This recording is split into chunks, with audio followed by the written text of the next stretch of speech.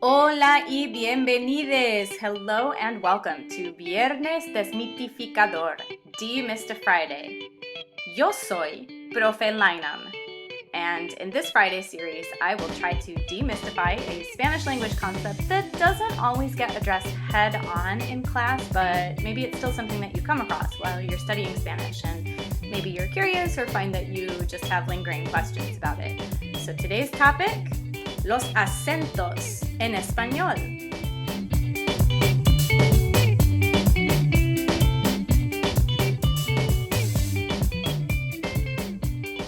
So, what is the purpose of accents, acentos, tildes in Spanish? ¿Por qué usamos los acentos, tildes?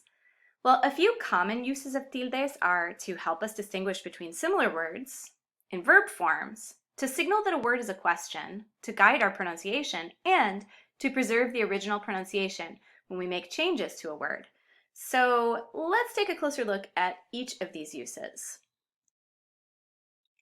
In written Spanish, accents help us distinguish between homophones, words that sound identical but have different meanings, like más versus más. With the tilde, más means more. Without the tilde, it means but, as in nevertheless. Sí with a tilde means yes. Sí without a tilde means if. You see this with some high-frequency one-syllable words and some other places besides. For instance, esta without a tilde means this. With a tilde, it means this one. Notice that these accents don't affect how the word is pronounced. They're only really noticeable in writing, which is why Spanish learners and even native Spanish speakers sometimes forget where they belong. Accents can also signal when a word is being used as a question. Have a look at these example sentences.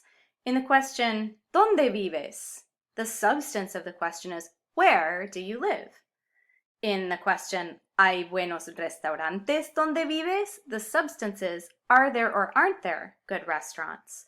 And where you live is there to make that question more specific. And in the sentence, hay un café popular donde vivo, pero no sé exactamente dónde está, the first donde is describing the location of the cafe, and the second one is indicating what the speaker has questions about, where exactly the cafe is located. This is another situation where the accent doesn't change how the word is pronounced. It only shows up in writing. You'll also see accents in a lot of verb forms. When you're conjugating verbs, an accent can be the difference between me doing something and my grandma doing something, or the difference between an action that happened yesterday and an action that's happening right now, or even something we're instructing or commanding someone to do. These accents do often affect how a word is pronounced, with the emphasis, of course, on whatever vowel has the tilde. In fact, probably the most important use of accents, or tildes in general, is to tell us how to pronounce words. Spanish pronunciation has a sort of default mode. If your word ends in a vowel, N or S, the emphasis or stress belongs on the second to last syllable. Gatos, beben, leche. If your word ends in any other consonant, or in the vowel-consonant hybrid Y, stress the final syllable. Some examples are words that end in ere, including infinitive verb forms like amar, or other words that hopefully look familiar by now, like papel or reloj. This default mode represents the bulk of the Spanish language, by the way, but if you want your word to be pronounced differently from that default mode, you're going to use an accent to signal where the emphasis or stress belongs. For instance, in the word café. And how's this for a beautiful word? Albóndiga. Yeah, means meatball. And this is another sound the Spanish language gravitates to, these words that have the emphasis on the third to last syllable, like albóndiga or lámpara or esdrújula, a word which, I kid you not, means word with the emphasis on the third to last syllable. Let's talk about diphthongs for a second. A diphthong is when two adjacent vowel sounds are collapsed into a single sound. And if you've ever counted to 10 in Spanish, you've used them in words like cuatro, seis, siete, nueve, and diez. Agua, bueno, gracias. Diphthongs are all over the Spanish language, but what if I want each vowel to be pronounced separately? Well, I can use an accent to break up a diphthong, like in pua, which means spur, or in policía, which means policía. Before we move on, it's worth mentioning that you might not see accents over capital letters in Spanish, even where they're called for. So whether it's written with or without the accent, this last name would be pronounced Álvarez. This is a stylistic choice in written Spanish, and although it's not something you're likely to come across very often, it is definitely not an excuse for turning in your homework for Spanish class in all caps just to cover your bases. If anything, it's something that can remind you of the importance of memorizing which words have accents so that when you come across one that's written in all caps, you can pronounce it confidently. Another use of tildes is related to conserving the pronunciation of words when we make modifications to them, such as when we're adding object pronouns or reflexive pronouns to the end of infinitive verbs or present participles. Those are the verbs that end in ando, yendo. And if you haven't studied these yet, the rest of this video might make your head feel a little bit explodey. But if you have studied them, and you feel a little bit insecure about using pronouns attached to infinitives and present participles, well, hopefully this will take some of the guesswork out of it for you. So here's a nice friendly participle for us to work with, preparando. And since this word ends in a vowel, we're going to pronounce it in default mode with the emphasis on the second to last syllable, preparando. But what if instead of just preparando, I wanted to say something like tacos? Yeah, my mom is making them right now. In this case, I might want to add the direct object pronoun los, or them, to the end of my ando word. Mi mamá está preparándolos ahorita.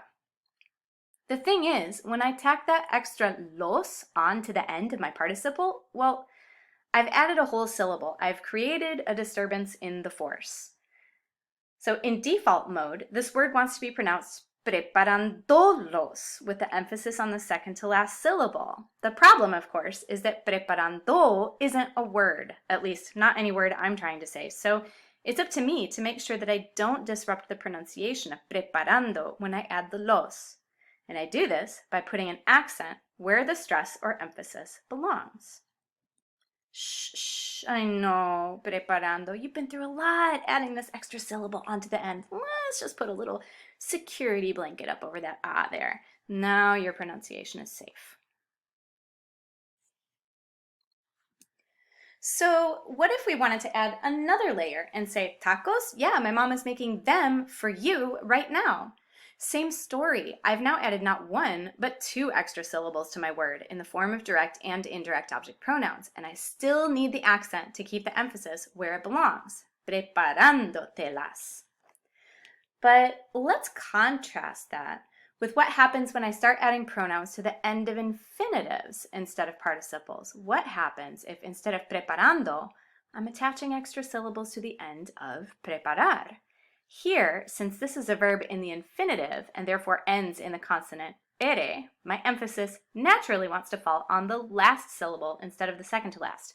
Preparar. This means that if I wanted to say tacos, yeah, my mom is going to make them tonight, I might add the los, the them, directly to the end of my infinitive, which doesn't change anything. The emphasis already wanted to be on the ar in preparar, and now that ar is the second to last syllable, it extra wants to be there. I don't need the accent to tell this word what it already wants to do anyway. But if the idea I'm communicating is tacos, yeah, my mom is going to make them for you tonight, I've now added two extra syllables, te and los, which again creates a disturbance in the force. Now this word wants to be pronounced with the emphasis in the default location on the te. Preparártelos. But that's not going to work because our verb is preparar. So this time around, we do need the tilde to remind us to stress the ar. Preparártelos. Hopefully this deep dive into the world of accents has left you a little more confident and or a little more curious. Thanks for watching and listening, and feel free to hit me up with your questions and for suggestions you'd like to see taken up in future Demystify Fridays. Gracias y feliz fin de semana! Traigo mugre dentro de las uñas y callos en los pies. Mal aliento sale de mi boca, palabras de fetidez.